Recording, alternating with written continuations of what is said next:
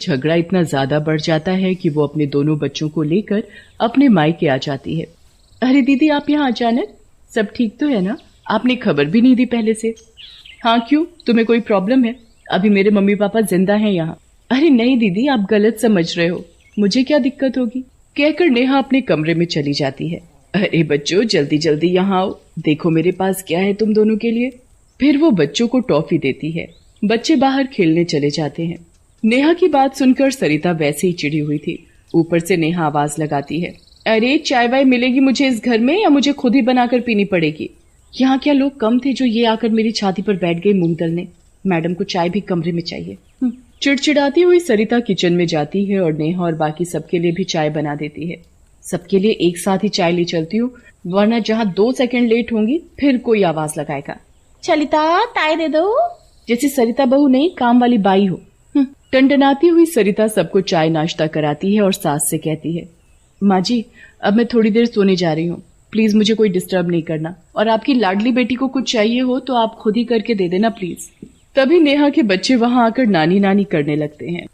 नानी नानी, mummy TV देख रही है और मामी सो रही है, आप ही नहला दो हमें। हाँ हाँ मेरे बच्चों, क्यों नहीं, नानी है ना, चलो मेरे साथ। नानी दोनों बच्चों को बाथरूम में नहलाने ले जाती है। तभी अचानक नानी का पैर फिसलता है और वो सर के बल वहीं फर्श में गिर पड़ती है। सर में गहरी चोट लगने की वजह से उसकी मौत हो जाती है और वो चुड़ैल बन जाती है। चुड़ैल बनकर भी वो उन दोनों बच्चों को नहलाने लगती है। बड़ी देर हो गई, ये बच्चे कहाँ निकल गए? टुट्टू, फ्रूटी, कहाँ हो दोनों? पता नहीं ये नालायक बच्चे कहाँ निकल गए, बिल्कुल अपने बाप पर गए हैं। ढूंढते ढूंढते वो बाथरूम में घुस जाती है और अपनी माँ की लाश खून में लथपथ देखकर उसकी बुरी तरह चीख निकल जाती है। अरे ये माँ को क्या हो गया, कोई है, मेरी मदद करो। चीखने चिल्लाने की आवाज सुनकर सरिता की नींद खुल जाती है। ओहो, अब क्या आफत आ पड़ी इस माँ की लाडली को, ससुराल छोड़कर मायके में आकर पड़ी हुई है, एक तो ऊपर से मेरी नींद हराम कर रखी है। सरिता झंझनाती हुई आवाज की तरफ जाती है। सास की लाश देखकर कहती है, ओहो, इस बुढ़िया को भी अभी मरना था, ये काम का बोझ मेरे ऊपर डालकर खुद चैन की मौत मर गई। ये सारी बातें नानी चुड़ैल सुन रही होती है। अच्छा, तो ये विचार है पद्मिनी के मेरे बारे में। छत पर फ्रूटी और टुट्टू पकड़म पकड़ाई खेल रहे थे। भागते भागते फ्रूटी बालकनी की तरफ बढ़ जाती है और छत से गिरने वाली होती है। ये देखकर टुट्टू भागते भागते जाता है और नेहा को बुलाता है, मम्मी वो फ्लूटी फ्लूटी छत, मम्मी फ्लूटी छत। नेहा पूरी बात सुने बिना ही टुट्टू को जोर का चाटा लगाती है। तुम दोनों को पूरा दिन कोई काम नहीं सिवाय खेलने के, फ्रूटी ने ये कर दिया, टुट्टू ने वो कर दिया, सारा दिन यही सब। इससे पहले कि फ्रूटी गिरती कि तभी नानी चुड़ैल वहाँ आ जाती है और उसे बचा लेती है।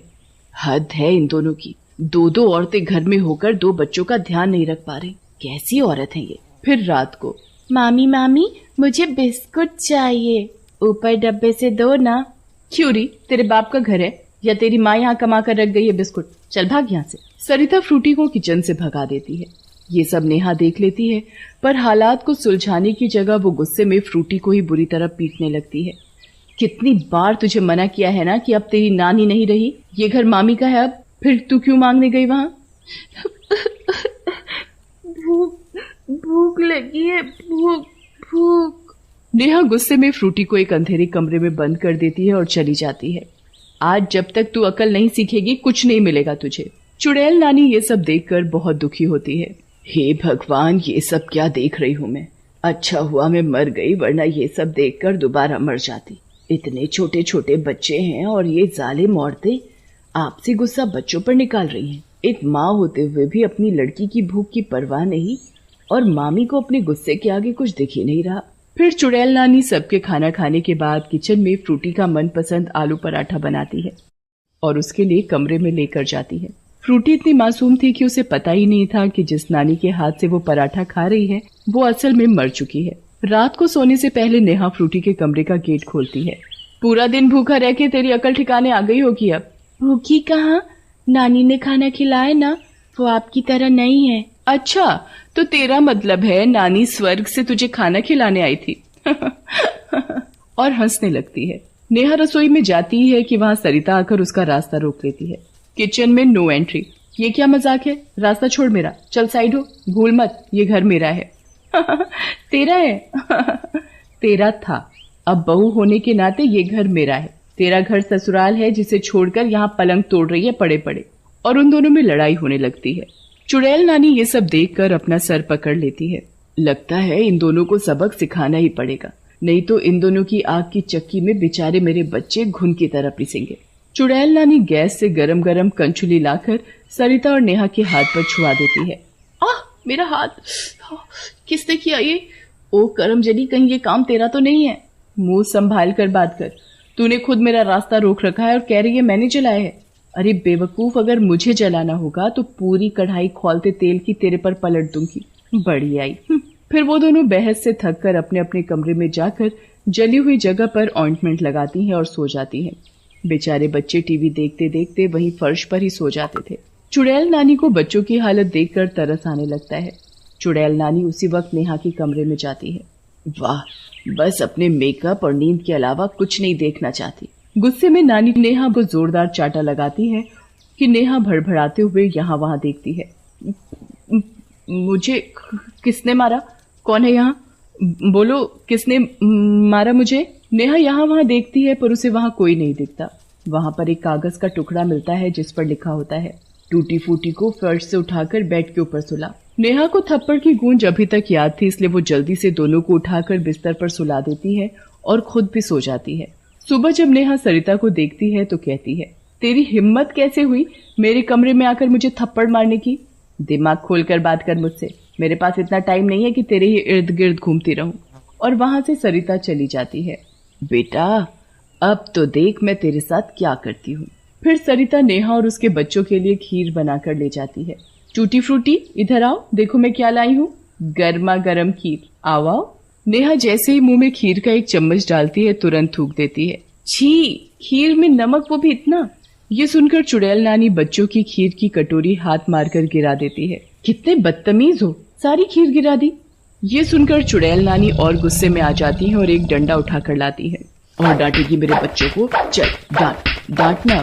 सरिता को डंडे की मार तो महसूस हो रही थी पर कोई दिखाई नहीं दे रहा था। कौन है? कौन है?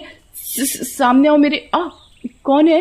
पर चुड़ैल नानी रुकने का नाम ही नहीं ले रही थी। वो सरिता को तबीयत से कूटती है। नेहा ये सब देखकर सोच में पड़ जाती है।